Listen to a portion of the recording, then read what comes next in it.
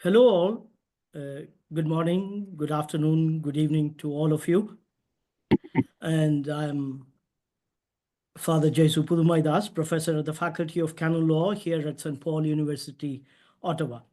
It is my pleasure, great pleasure, to welcome the presenter, Professor Alberto Melloni, and all the participants in our webinar, organized jointly by our Faculty of Canon Law, the Canadian Canon Law Society, and the Centre for Canonical Services. I'm very happy today to introduce the presenter of our webinar. Professor Alberto Melloni is a full professor of history of Christianity at the University of Modena and Reggio Emilia, director of the Fondazione per le scienze religiose Giovanni XXIII, and the chairholder of the UNESCO Chair of Religious Pluralism and Peace at the University of Bologna. He studied history and church history at the University of Bologna, Cornell University, and Université de Fribourg. He is a member of the Foundation of Religious Studies and is the project coordinator of the Starting Community Research Infrastructure on Religious Studies and of the Research Infrastructure Resilience, Religious Studies Infrastructure Tools, Experts, Connections, and Centers. He spearheaded the establishment of the European Academy of Religion. He is the director of COGD program and the History of Ecumenism, and serves as a member on several journals. He received Premio Capri per la Storia, Puskin Medal, Premio Nitti in 2016. He is also academic of the ReIReS since 2017. As you can see, we have a very eminent personality among us. He has written more than 400 articles and several books on religious history. Among them, Le Conclave, Histoire, Fonctionnement, Composition. Its Italian edition is just out a few days ago, as he mentioned a few minutes ago. Based on his vast expertise in church history, especially the conclave and the election of popes, he is presenting today's webinar on the election of the Pope and the conclave in the 21st century. Professor Melloni, welcome, and thanks a lot for accepting to present this webinar at a short notice. The floor is yours. Thank you very much. Thank you to all the participants and the Ottawa faculty for the invitation. My purpose is to offer to you some considerations concerning a very strange institution that is creating an interesting effect on the public opinion. In this world in which the social media are making everything public and the visibility one of the most important feature, the conclave that was not at all designed for this is creating a sort of pathological interest because of its secret, of these closed doors, of the fact that this very impolite assembly of a celibatarian male is making a choice that is interesting for several reasons. Of course, the historical perspective gives the sense of what the conclave that we are ready to see in the next few days is working, and how how is its secret and its mechanism that is making of this institution that is not so old indeed, just some 8 centuries, this type of interest. I will try to follow with you some points in very short aspect. Here we are. Just to follow in a better way the point that I want to touch. As I said, the election of the Bishop of Rome is not at all regulated by something as the conclave in its past. The election of the successor of Peter and Paul for less than 4th century is created through a different mechanism that is interesting because in principle, there is no special law concerning the election of the Bishop of Rome in comparison with the other bishop. The election is made by the clergy and the people, and there is no special law concerning Rome except a fact, namely that in Rome, as probably in many other churches, the election does not mean election in an open way as we are ready to think in our democratic terms that are an obstacle to understanding. But it is a different idea of the election. The election is a procedure creating consensus around a name. And so one of the characteristics of the Church of Rome is that the election of the bishop is preceded by what is called the designatio.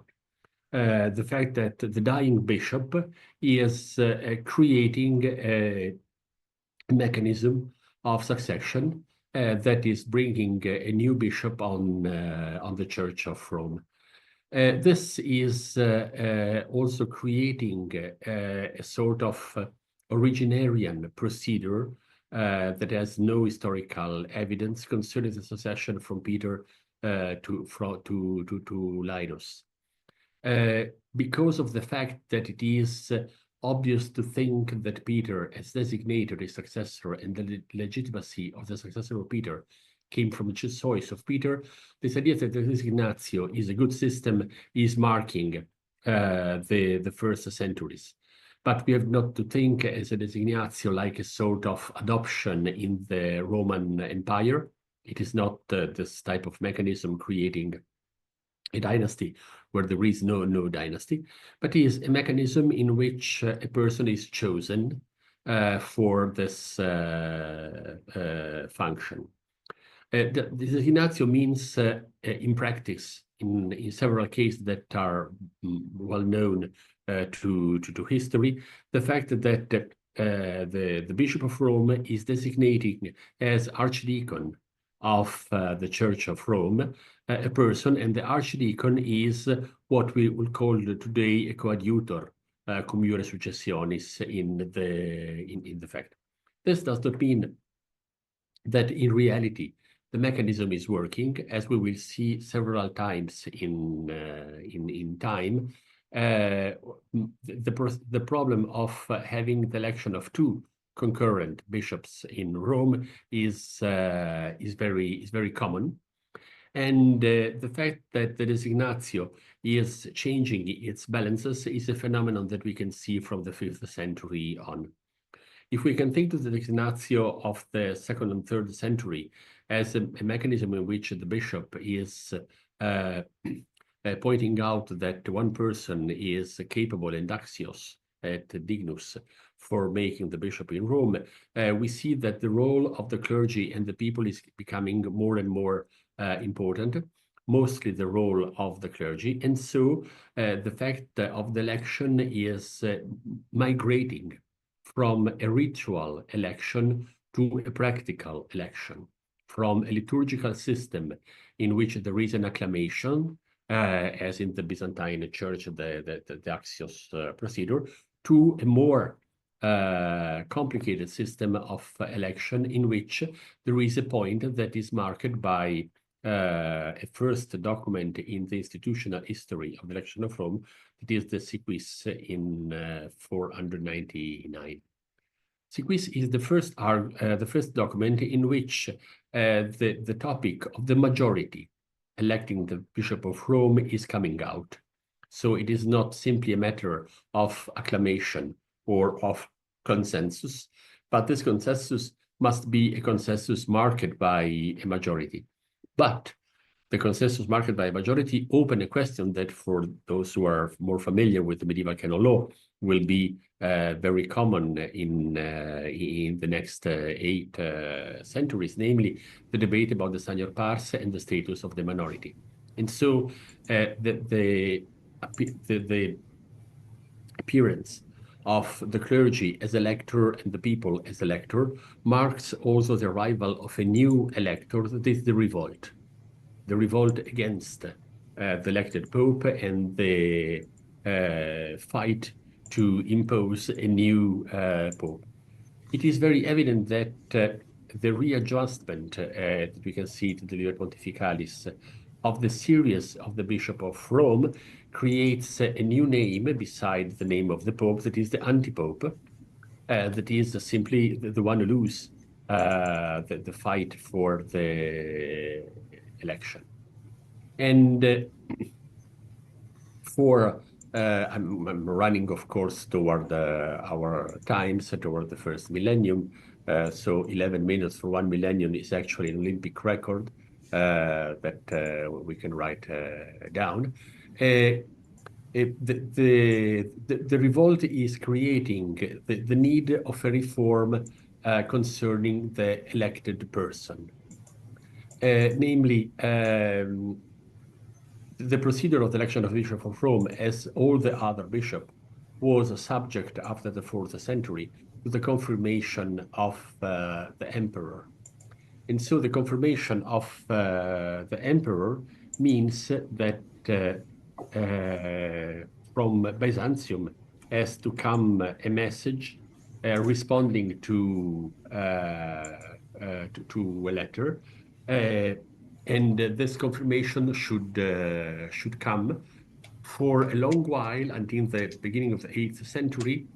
The consecration of the new bishop was delayed until the arrival of the confirmation of the election, because we are still speaking in this moment of a priest that is elected as a bishop and consecrated as such.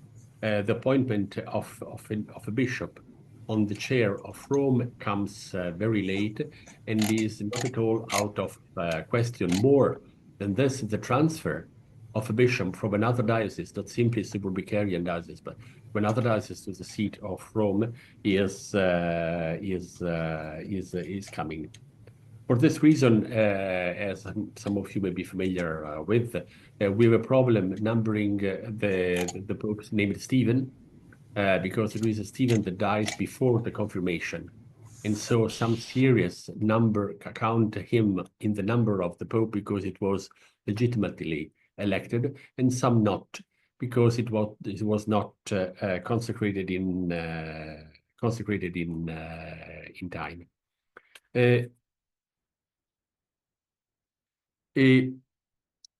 Before 1882, the fact that the new elected is a bishop or a presbyter of the Diocese of Rome is making things very clear, because the new bishop of Rome must be elected, consecrated, confirmed, and inthronized. And so the 4 steps of his election are there. The problem comes in 1882 when Marinus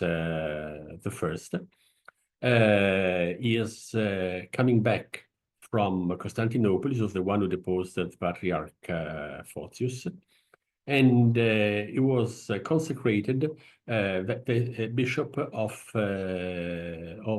Fscire, now in the Italian map. And consecrated bishop in 869 for Fscire is moved to the throne of Peter in Rome. The annales fuldenses are very short and very sharp in describing this. Marinus, who was already a bishop against the canons, was appointed. And so the idea was the election was made against the canons, but there is no idea that this was creating an illegitimacy about his appointment. However, in the next election of bishops, this accusation, which has been already bishop of, is coming. And as you know, the accusation of to the bishops of being bigamous, having been espoused to a local church in one moment and then moved to another one, is one of the things that is marking the next dispute concerning the elections. The issue of the confirmation is an interesting one, because it says to us that even if the principle of majority is apparently designed to work, but it doesn't work very much and constantly, even the confirmation is not working very much and constantly. And so the solution concerning the confirmation is important because it says to us that this is a moment in which the attention of the legislator is moving from the elect to the electors. We will come very soon in a few moments to the reformation of the electors. But before this, there is an idea of the need to reform something concerning the elect, and this is coming through the confirmation. First, through the delegation of the power of confirming the new elect to the court in Ravenna, then the Carolingian idea of exchanging with a papacy thought as emancipated from the East in a new way, and then with the reform of Otto I and the list of the German popes. The German popes imposed by the emperor are bringing to the reforms of the 11th century, in which, as it is said everywhere, in 1059, we have the council approving the nomine domini, creating a shift among the electors. Instead of the clergy, the power to elect the new bishop of Rome is confined to the bishops, electors, who are the cardinals of the Roman Church. In this term, cardinal is an adjective, not a noun. So are the bishop cardinals. That is how one can say the prominent bishops, the prominent ones. And in nomine domini has the idea to solve some of the problems that are still opened in the past century, namely the coming of military power into the election, the fight among armies fighting for the control of the siege, and indeed the sense that very obscure persons were elected, so obscure that they need to change their name to be inscribed into the noble dynasty of the Roman bishops. And so adopting one of the name of the ancient bishop of Rome, and so to write their own names in this list. It is not by chance that the Gregorian reformers are named in many cases as the second Nicholas II, Damasus, etc., because it was the idea to restart a sort of dynasty from the beginning with a degree of purity and transparency in the method of election that was made. As we will see in more or less every passage of the institutional reformation of the election of the Bishop of Rome, at the first moment, the solution does not work. So the idea of confining the power to elect the cardinals in order to avoid the double election of competing bishops does not work very much. And for this reason, the council in 1179 decided to work not only on the electors, but also on the number of the electors. We are speaking of a dozen or 2 dozens of cardinals. We're not speaking about the figures that we are seeing in the modern times. And so the 2/3 idea of a majority is coming out, and it is a sort of guarantee aligning the majority requested for the Bishop of Rome to many other canonical procedure, in which the 2/3 majority is a guarantee that the election is safe and immunized by maneuver or discussions. The idea that the 2/3 of the cardinals are the majority needed for making the Bishop of Rome, so is designed in 1179, and this is the oldest aspect that we have in the conclave as it is today. But this was not enough in order to avoid two types of problem, namely to protect the cardinals from external intrusion, and also to induce the cardinal to move to an election in a short time. 1198 actually is the first time that we know that the cardinal convent for making the election not in the open space of the cathedral, but in a more close area. In 1241, it is different. The emperor has kidnapped some of the cardinals. He was hoping that this will prevent the election of the Pope, and so to have in his hand the hostages for negotiating the starting of the election. But a man who was senator in Rome that will later become a cardinal, too, Matteo Orsini, decided to put the remaining cardinals in Rome under arrest and to impose to them to elect a Pope. So 1241 is the first time that we have an election that is done conclave, with the key closing the door. Matteo Orsini was not a very smart person.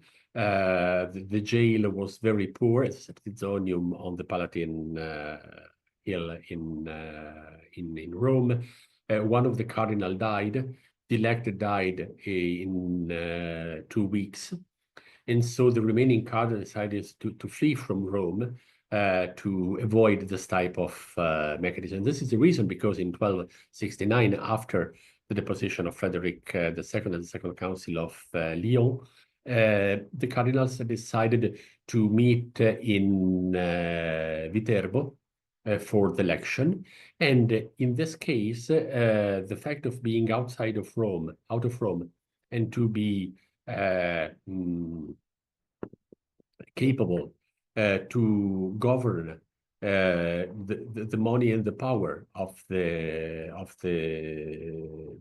Church of Rome, having the power of doing this when there is no Pope, make them very lazy in coming into election. And so in this case too, there is a reaction of the population, confining the cardinals into the episcopal palace, closing the doors, and according to the legend, opening into the from above a little space for feeding them in a poor way, so to force them to an election. It is the Council of 1274 that, with the Constitution of Periculum, decided to regulate even the clausura. So from 1059 to 1274, we have from the cardinals as elector to the cardinals close in a conclave that are coming through legislation that, as maybe you've noticed, is moving through conciliar legislation. It is the council, the legislator of the conclave, and not the Pope, the legislation of the conclave. The mechanism is working not so efficiently, and so I will not stay on this so much. Not enough to prevent the competing election of 3 popes in 1378. Metus, that is one, the fear was one of the fear of medieval canon law. So Metus is one of the situation in which more or less nothing can be celebrated, an election, a marriage, and so on. So the idea that the election of 1378, in which the people of Rome was asking a pope coming back from Avignon to Rome, was contested by the minority, seeing that the election was made under Metus. A new pope was elected, and indeed another group of cardinals gathered in Pisa decided to elect the third one, deposing the other 2. But this was the monstrous tricephaly, as it is called in that time, that only the Council of Constance was capable to solve. Constance is an interesting turning point because one could think that the failure of the conclave in 1378 could have been a reason to destroy the mechanism and to find a new one. Because actually, in Constance, Martinus V was elected not by a conclave, but by the council, with a vote made by nations, is the thing that you must consider more close to the American election of the president by a state. So one nation, one vote. And so the nation elected the Pope, but among the program of Martin V, one of the first things was to restore the mechanism of the conclave in order to come to a solution. An instrument that it is registered since 1352, the capitulation, is becoming more normal. The Capitulazione sees a list of chapters, capitula, concerning the commitments of the elected Pope. And in this sense, we have the possibility in this case to know what happened into the different conclave, because there is no issue of secret. Everything is registered. The vote of the cardinals to a person or another one is registered. The possibility to elect a non-cardinal is stated.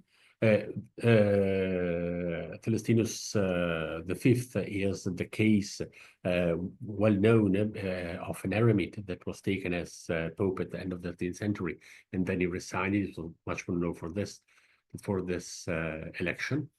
And so in this mechanism, the capitulaciones are a good instrument to bind the new elected to some commitments.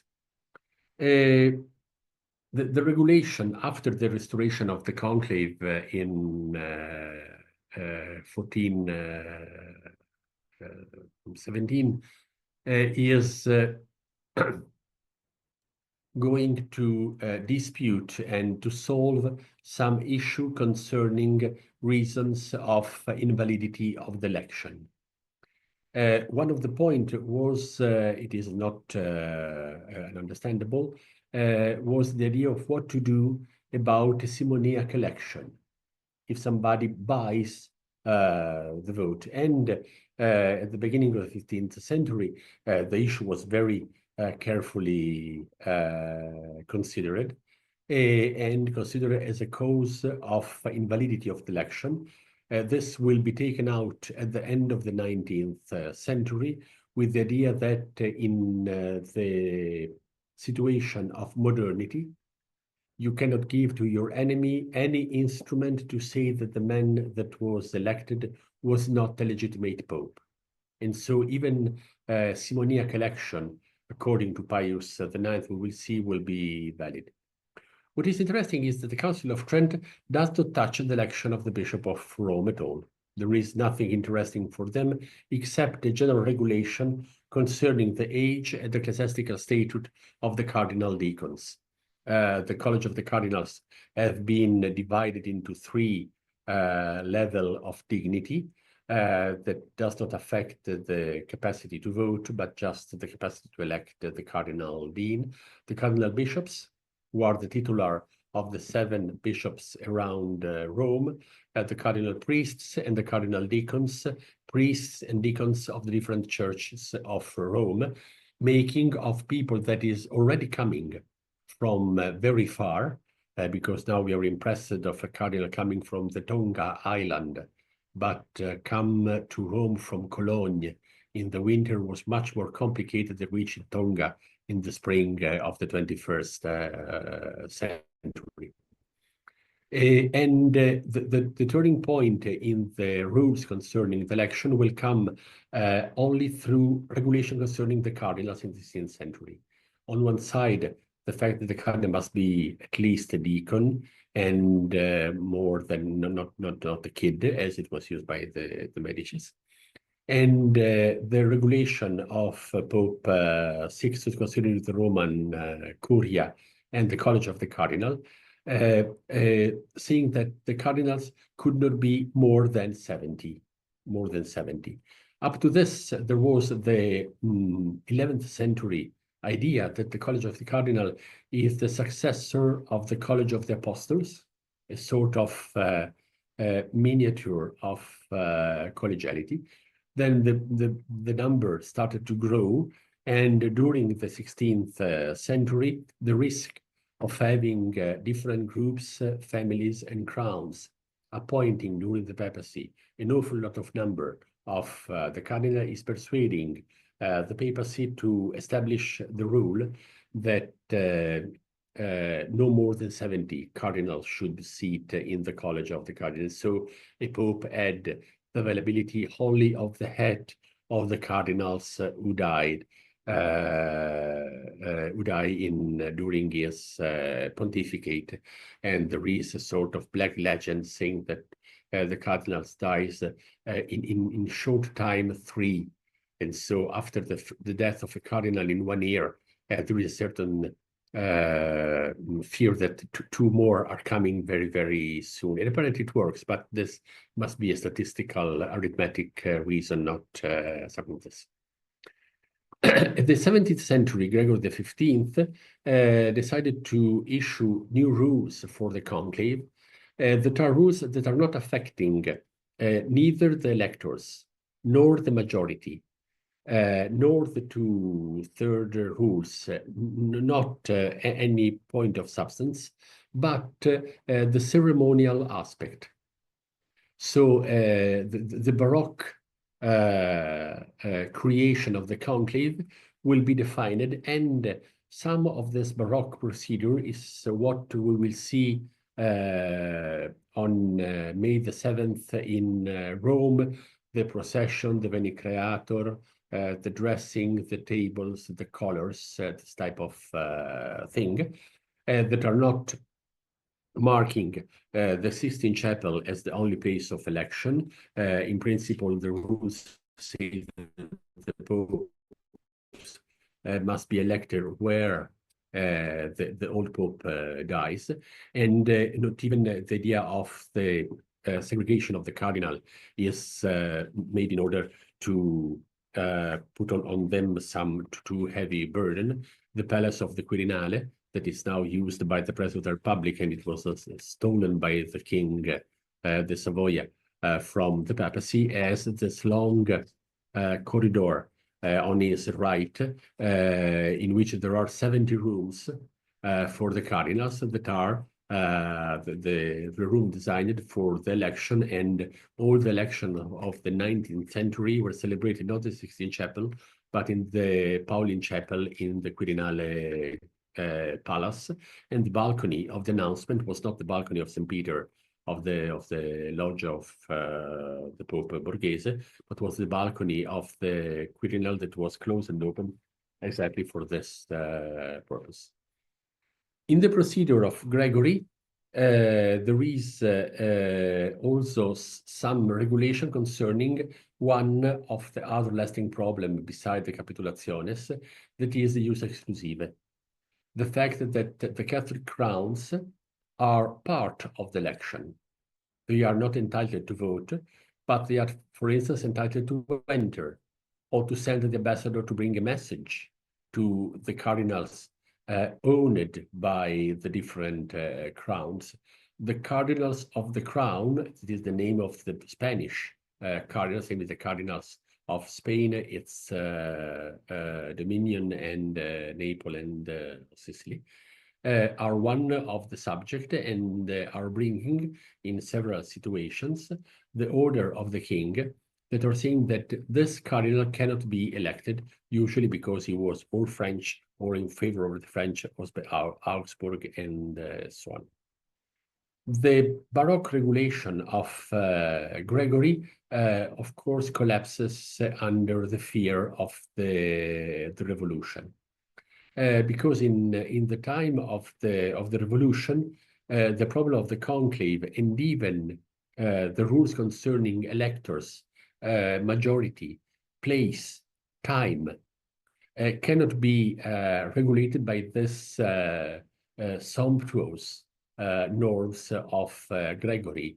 9 days like the Roman emperor, then the long procession, the Diveni Creator Spiritus, the Extra Omnes, this type of ceremony that was representing a sort of involvement of the Church of Rome and of the heritage of the imperial power into the election.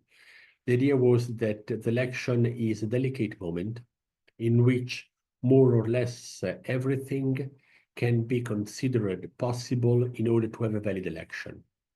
So I will make it short, but until 1878, the rules says that in case of emergency, the three cardinals called to sign the certificate of death of the Pope can elect with a 2/3 majority the new one.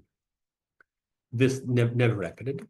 There was no need to adopt a so tragic system, but the tragic system says what is considered possible in this moment. And it is in this moment that the secret comes as an instrument for the conclave, because it was a way to not give too much possibility to interfere to the power that are considered hostile and are hostile to the church, the Italian kingdom, the Republicans, the Freemasonry, the Revolutionary, the Liberals.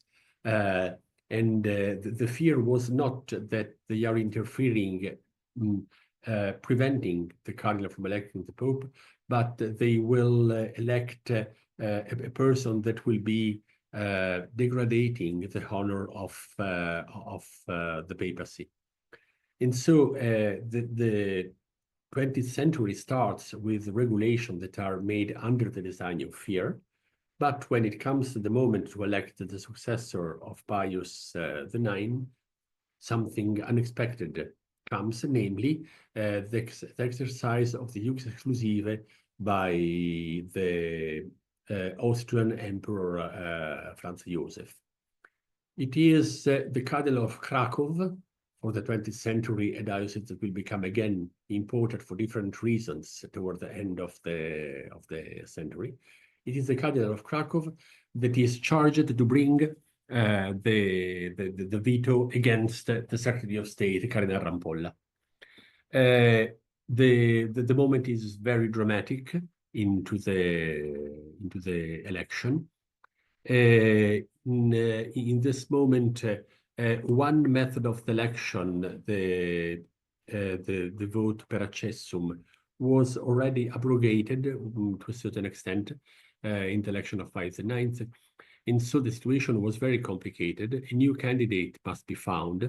Many cardinals are in favor of the Archbishop of the Patriarch of Venice, Giuseppe Sarto.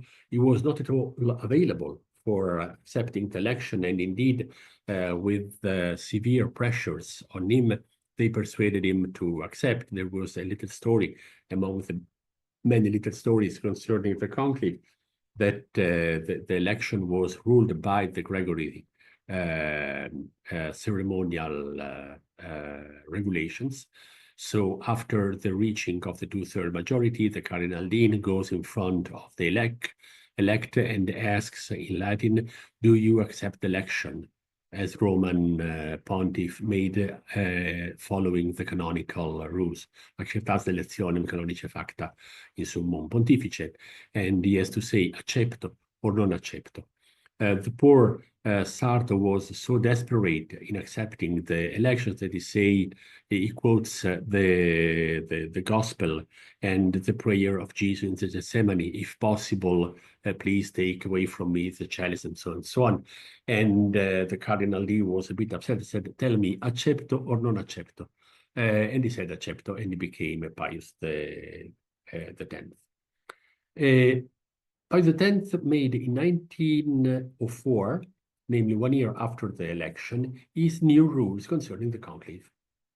And the purpose of these rules was to reduce the ceremonial pomposity of the election and to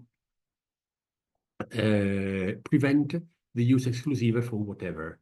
So the imperial power, the Catholic crowns, the political scenario, that played a great role in the past century now are considered foreigners, to be considered as much as possible out from the conclave. No change concerning majority rules and the other thing.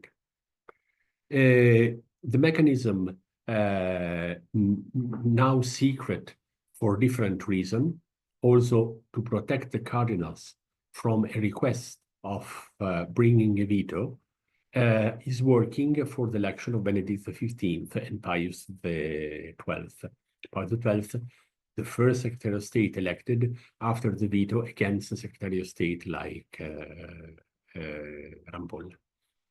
If one wants the evidence that the conclave gives to the elected Pope, the sense that something is needed comes with the regulation of the 20th century.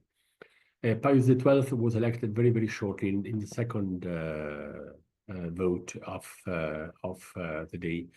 But some of the people who was not all in favor toward him said that he was elected with 2/3 of the votes, and so possibly with his own vote in favor of himself.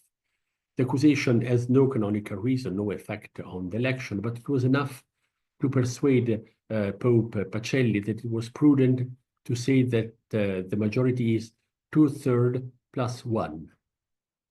And what John XXIII does after his election at the 14th vote is to take out the +1, saying we cannot give to the people of God the sense that among the cardinals there is so stupid person that is voting for himself in the conclave. And so this +1 is going back and forth, marking the idea that it is more prudent for an undisputed election to have the vote and not in the other.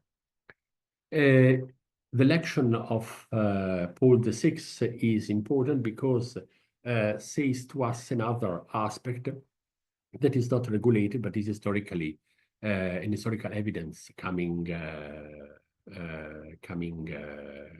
out. Because Paul VI was elected a few months after the end of the first session of Vatican II. And so one of the points of the election, the very short capitulatio of the election was to elect a pope who will continue Vatican II or will suspend Vatican II, because in fact, with the death of the pope, the council is, according to the canon law, suspended in any case. Paul VI was elected to continue Vatican II and to conclude Vatican II, and he is one of the most effective legislators of the conclave.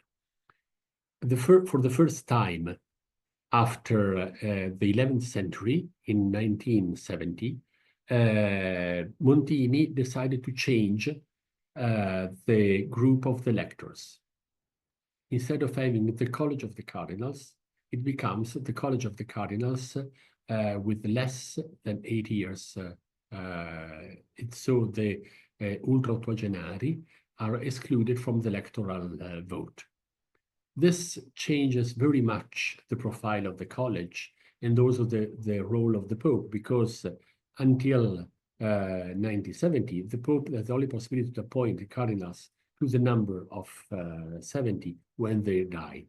With John XXIII and late with the Romano Pontifice Legendo, the Pope can appoint up to 120, not simply the cardinal, the places of cardinals who die, but also the cardinals who are getting beyond the limit of 8 years old for remaining elector.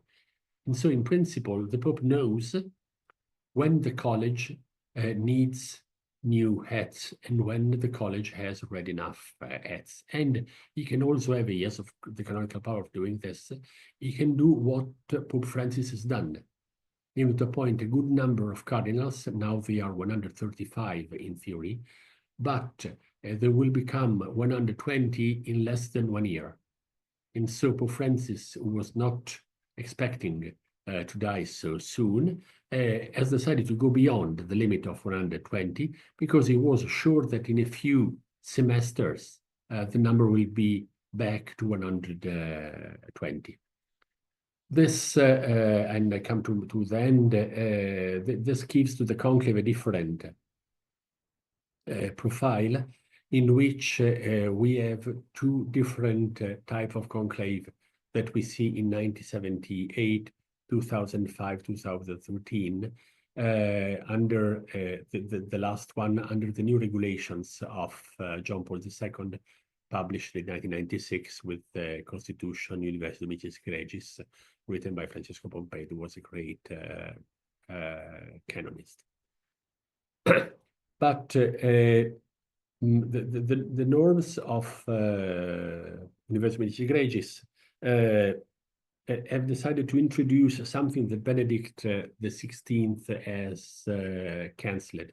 The idea is that instead of threatening the cardinals through a severe diet in order to make them very resolute in coming to an election, Universitas Gregis says that after a certain number of cycles of vote, after 31 days, the Pope can be elected with the simple majority. And this, in my opinion, was not at all the idea of coming toward a democratization of the election. So 51% is enough. But it was an idea of saying that no more than 1 month can be tolerable and acceptable. And this is not at all a realistic risk, because in 1978, 2005, and 2013, we had the sense that the cardinal who started to grow in vote in the second and third ballot is going toward the fifth ballot to a rapid election. This happened for John Paul I. It happened also for Benedict XVI, even if there is an accident in his election, namely that he is represented by the fact that maybe you remember of the black suit that the Pope was wearing when he was coming to the balcony. Ratzinger has said since the very beginning that it was available if there was a very easy election. At noon, at the second day of the vote, one other cardinal, Bergoglio, had 1/3 plus 1 of the vote. And so Ratzinger decided to wear the black suit to say, for me, is over, with a sort of dress code speaking to everybody. But Cardinal Martini was scared by the idea of another competition between Bergoglio and another Italian cardinal, made all what is possible to him to move some votes toward Ratzinger. And so Ratzinger was elected at the fourth ballot. For Bergoglio, it is the same. Bergoglio started from 12 votes in the first ballot, and Cardinal Scola was the front runner, 25. But Scola was persuaded to have the same votes that Ratzinger, so around 50 at the first vote.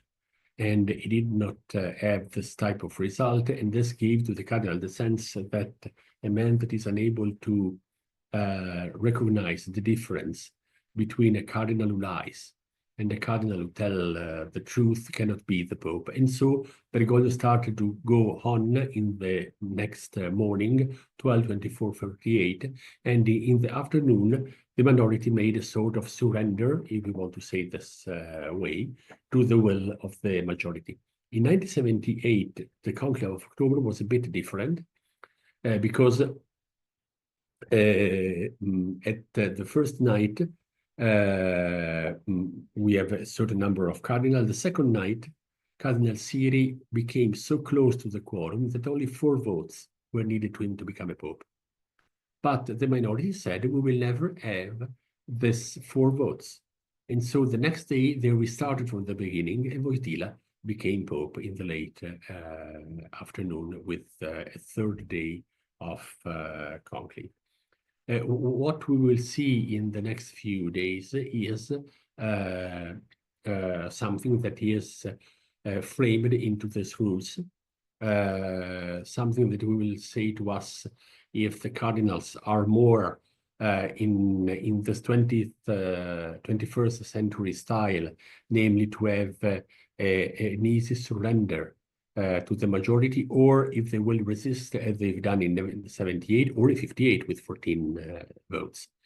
And the issue of interference from outside is now playing a different role.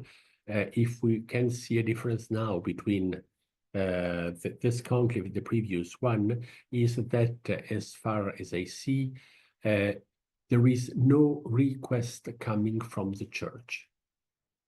In the past conclave, you have a debate that you can call, as you may prefer, in interference, hope, passion, ideology, theology, parties, it doesn't matter. But you have the sense that the cardinal are confronted hour by hour, day by day, through newspaper, media, letters, appeal, articles, and so on, to a great debate from the bottom. In this third conclave of the 21st century, we have the sense, at least here in Italy, that they are so to say closed into a bubble in which nothing arrived to them from outside, and the debate is indeed very poor, namely, should we list the mistakes of Pope Francis, or should we build a monument to the prophecy of Pope Francis? But both the people of the list of the mistakes and the people of the monument have the idea that the problem is to stop, or to make a list, or to make a monument. And we will see if this will be the solution, or if the solutions that are recommended, but all the marine metaphors and parables of the gospel are speaking again to the College of the Cardinal. Thank you.